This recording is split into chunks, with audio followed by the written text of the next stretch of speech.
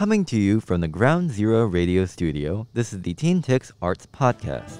You can call us TAP for short. We're all part of TeenTix programs which work to emphasize youth voices in the arts. I'm Yoon, a newsroom writer for the TeenTix blog. I'm Eleanor, a teen editor. And I'm Paige, a member of the New Guard, the TeenTix Arts Leadership Group. We're this episode's hosts. In this episode, we'll talk about the exciting events that are featured this March. So Eleanor, what's on tap today? Today we're going to cover a variety of arts events, from some award-winning films at SIF to interactive theater at Dacha. First off, let's talk about So Bad It's Good at Mopop. So Bad It's Good is a post-movie discussion hosted by Mopop, where they, as the name implies, chat about those movies that are so bad they're good. I think it sounds really fun, and I really enjoy watching those so-called bad movies, especially with other people. It's kind of the perfect pandemic event since it's more challenging to create right now because we're separated, and there's something lighthearted about laughing over a silly movie. The next movies they are screening are Battlefield Earth, Troll 2, and Catwoman. Have either of you seen those movies?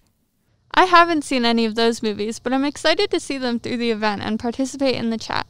As we see museums opening back up again, it's interesting to watch how they keep virtual engagement going for those who aren't able to attend in person.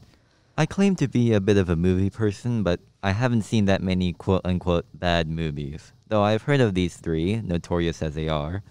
I guess the only movie that immediately comes to mind is P.S. I Love You, and tearing it apart was a lot of fun.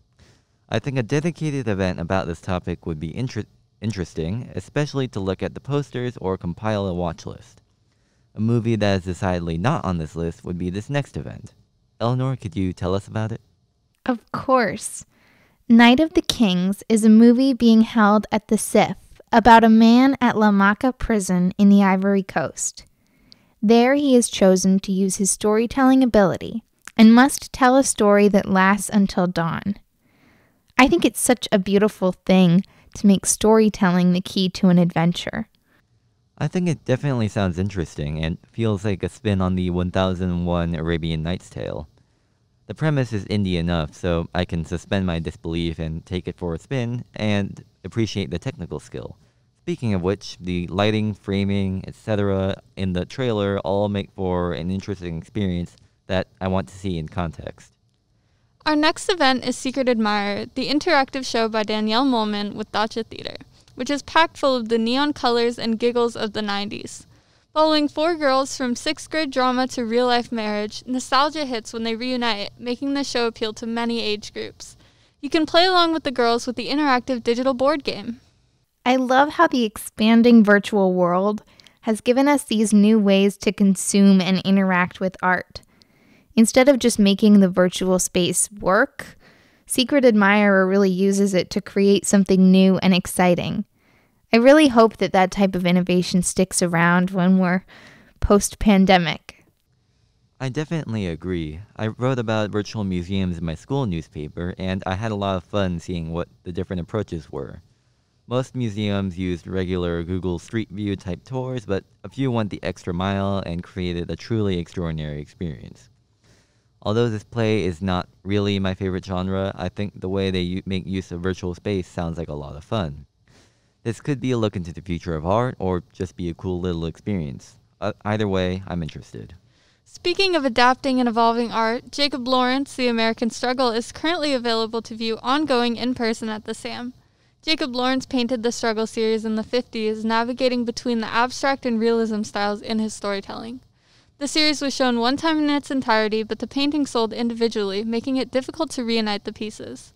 Artists filled in the missing pieces, and 12 youth artists were featured after being instructed to imagine the 31st panel through an open call for submissions curated by Sam's Teen Arts group. This is super cool as it is the first time young artists have been featured in Sam's special exhibition gallery. We at TeenTix love youth representation in events like this. Yes, we do. I would also really like to see Jacob Lawrence's The American Struggle. Its history, politics, civil rights, and representation. And it's important to acknowledge right now that some of the gains made by BIPOC communities and women have been threatened by the COVID-19 pandemic, so those themes are especially poignant right now. I'm writing a review for this for TeenTix, so I kind of have to be interested. But in all seriousness, I'm a sucker for symbolism and artists' interpretations of important historical events and concepts.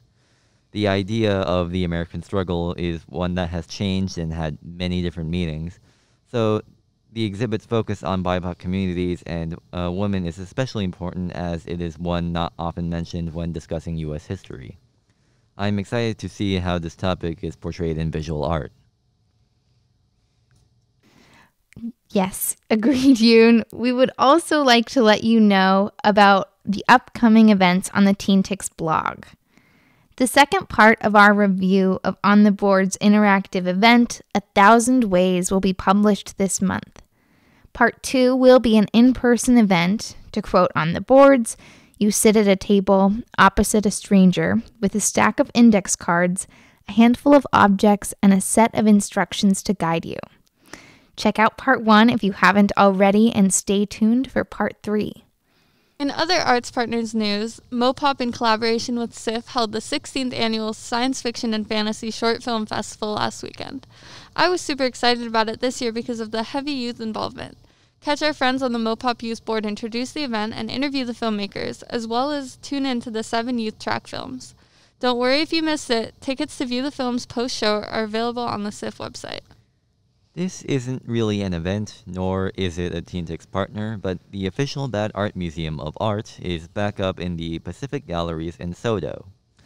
Just a disclaimer, it isn't a museum really, nor is it official, but if you do want to see copious amounts of Elvis art of varying levels of tackiness, go take a look. We can't talk about arts news without mentioning the recent Grammys. It was a night full of fashion, music of course, and awkward Zoom pauses.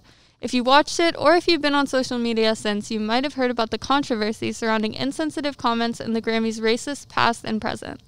However, shout out to Richard O'Neill, a Korean-American Olympic Peninsula native who is now the second violist and first Asian American to win the Best Classical Instrumental Solo category.